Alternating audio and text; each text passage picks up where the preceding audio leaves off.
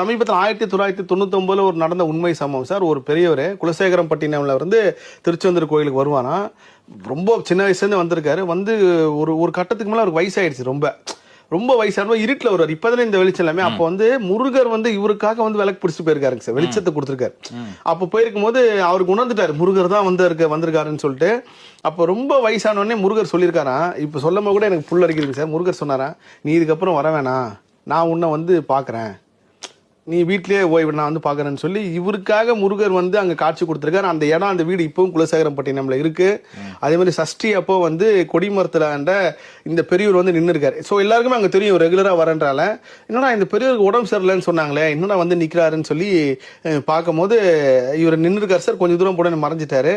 அதுக்கப்புறம் இங்கே மறைஞ்சோன்னே அங்கே அவரோட ஆன்மா வந்து பிரிஞ்சிருச்சுங்க சார். இதெல்லாம் திருச்செந்தூர் அதிசயங்கள்ல ஒண்ணுதான் நான் சொல்றதெல்லாம். இந்த மாதிரி பல லட்சம் கொரோனா டைம்லயே சார் எத்தனை